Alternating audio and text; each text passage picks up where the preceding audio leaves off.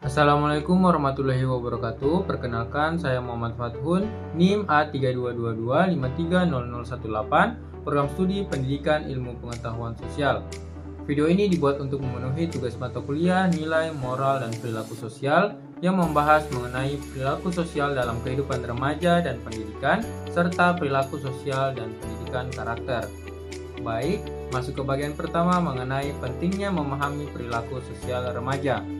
Perilaku sosial remaja merupakan bentuk tindakan, sikap, dan respon remaja dalam berinteraksi dengan lingkungan sosialnya, baik dengan keluarga, teman sebaya, maupun masyarakat luas. Pada masa remaja, individu mengalami perkembangan emosional, kognitif, dan sosial yang pesat, sehingga perilaku sosial mereka seringkali berubah-ubah. Hal ini membuat pemahaman tentang jenis, faktor, dan strategi pembinaan perilaku sosial menjadi sangat penting, terutama dalam konteks pendidikan dan pembentukan karakter. Kemudian masuk ke bagian 2, relevansi dalam pendidikan. Memahami perilaku sosial remaja sangat penting karena ini mempengaruhi interaksi, perkembangan, dan hasil akademis mereka di lingkungan pendidikan. Kemudian memahami perilaku sosial remaja. Perilaku sosial remaja mencakup interaksi komunikasi dan hubungan antar teman. Dalam fase ini, remaja belajar tentang empati, kolaborasi, dan dampak dari tindakan mereka terhadap orang lain. Memahami perilaku ini penting untuk mendukung perkembangan positif mereka. Kemudian masuk ke bagian 4, jenis-jenis perilaku sosial. Dapat dibedakan menjadi perilaku positif dan juga perilaku negatif. Perilaku sosial positif ditandai dengan sikap empati, kerjasama, toleransi, kepedulian, serta kemampuan berkomunikasi dengan baik. Remaja dengan perilaku positif cenderung mudah beradaptasi, memiliki hubungan sosial sehat, dan mampu menyelesaikan konflik secara konstruktif. Sebaliknya, perilaku sosial negatif mencakup sikap agresif, menarik diri dari lingkungan, kurang menghargai orang lain, serta perilaku menyimpang seperti bullying atau pelanggaran norma. Jenis perilaku ini biasanya muncul akibat ketidakmampuan mengelola emosi, tekanan sosial, atau pengaruh lingkungan yang kurang mendukung. Pengaruh sosial dalam pendidikan, perilaku sosial yang positif dapat meningkatkan kolaborasi dan motivasi di antara siswa, menciptakan lingkungan belajar yang lebih efektif dan menyenangkan.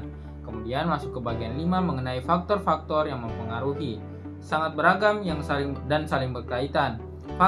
Misalnya faktor keluarga memiliki peran utama karena keluarga adalah lingkungan pertama tempat remaja belajar nilai dan norma. Pola asuh yang hangat, konsisten, dan komunikatif cenderung menghasilkan perilaku sosial yang baik. Kemudian faktor teman sebaya juga sangat kuat karena remaja cenderung menyesuaikan diri dengan kelompoknya agar diterima. Selain itu, lingkungan sekolah, media sosial, budaya masyarakat, serta kondisi psikologis individu seperti kepercayaan diri dan kontrol diri turut mempengaruhi pembentukan perilaku sosial. Dengan kata lain, perilaku sosial bukan hanya hasil kepribadian individu, tetapi juga hasil interaksi antar individu dan lingkungannya. Kemudian masuk ke bagian 6 mengenai tantangan perilaku sosial dalam remaja. Remaja sering kali menghadapi tantangan serius seperti bullying, pengecilan sosial, tekanan dari teman sebaya yang dapat mempengaruhi kesehatan mental mereka. Kemudian yang ketujuh, strategi pendidikan remaja. Strategi pendidikan remaja sebelum dan sesudah pendekatan positif menunjukkan perbedaan yang signifikan. Perbedaan lama cenderung menekankan hukuman kritik dan penekanan terhadap kesalahan perilaku. Cara ini sering membuat remaja merasa tertekan, kurang percaya diri, dan justru memperburuk perilaku mereka. Sebaliknya, pendekatan positif menitik beratkan pada penguatan perilaku baik, pemberian contoh teladan, komunikasi empatik, serta pemberian kesempatan remaja untuk berkembang. Pendekatan ini terbukti untuk lebih efektif karena remaja merasa lebih dihargai, didukung, dan termotivasi untuk memperbaiki diri. Strategi positif juga menumbuhkan kesadaran internal, bukan sekedar kepatuhan karena takut hukuman. Kemudian masuk ke materi kedua mengenai perilaku sosial dan pendidikan karakter. Di bagian pertama mengenai pengertian dari perilaku sosial. Perilaku sosial adalah tindakan, sikap, dan respon individu saat berinteraksi dengan orang lain di lingkungan sosialnya. Perilaku ini mencerminkan bagaimana seseorang menyesuaikan diri dengan norma, nilai, dan harapan masyarakat di sekitarnya. Kemudian yang kedua, bentuk-bentuk dari perilaku sosial. Bentuk perilaku sosial meliputi kerjasama, toleransi, empati, solidaritas, dan kepedulian sosial. Semua bentuk ini menunjukkan kemampuan individu untuk hidup harmonis, menghargai orang lain, serta berpartisipasi aktif dalam kehidupan bersama. Kemudian yang ketiga ada faktor yang mempengaruhi perilaku sosial. Perilaku sosial dipengaruhi oleh berbagai faktor seperti faktor keluarga, pendidikan, budaya, nilai sosial, serta media dan teknologi. Lingkungan keluarga menjadi dasar pembentukan perilaku karena di sanalah individu pertama kali belajar norma. Pendidikan memperkuat nilai melalui pembelajaran dan interaksi, sedangkan budaya dan media dapat membentuk cara pandang serta kebiasaan sosial seseorang. Kemudian ke bagian 4, pengertian pendidikan karakter. Pendidikan karakter merupakan proses penanaman nilai moral dan etika yang bertujuan membentuk kepribadian peserta didik. Pendidikan ini tidak hanya menekankan pengetahuan, tetapi juga pembiasaan sikap dan perilaku yang baik agar individu mampu bertindak sesuai dengan nilai moral dalam kehidupan sehari-hari.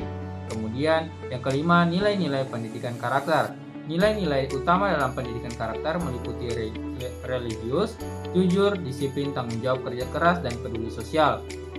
Nilai-nilai tersebut menjadi landasan penting bagi pembentukan pribadi yang berintegritas dan mampu menghadapi tantangan kehidupan dengan sikap positif serta bertanggung jawab. Kemudian, yang keenam, tujuan dari pendidikan karakter. Tujuan pendidikan karakter adalah membentuk individu yang berakhlak mulia, berkepribadian kuat, serta mampu bertanggung jawab dalam kehidupan bermasyarakat. Individu yang memiliki karakter baik tidak hanya berorientasi pada kepentingan pribadi, tapi juga mampu memberikan kontribusi positif bagi lingkungan sekitarnya. Kemudian, keterkaitan perilaku sosial dan pendidikan karakter. Perilaku sosial dan pendidikan karakter memiliki hubungan yang sangat erat. Pendidikan karakter menjadi dasar terbentuknya perilaku sosial yang positif karena nilai moral yang tertanam akan mempengaruhi cara individu bertindak. Semakin kuat karakter seseorang, semakin baik pula perilaku sosial yang ditunjukkan dalam kehidupan sehari-hari. Kemudian, implementasi di lingkungan pendidikan. Penerapan pendidikan karakter di lingkungan sekolah dapat dilakukan melalui keteladanan guru, pembiasaan sikap positif, kegiatan sosial, serta integrasi nilai karakter dalam proses pembelajaran. Keteladanan sangat penting karena peserta didik cenderung meniru perilaku yang mereka lihat. Dengan praktik yang konsisten, nilai karakter akan tertanam dan menjadi kebiasaan nyata. Baik, sekian saja yang bisa saya sampaikan.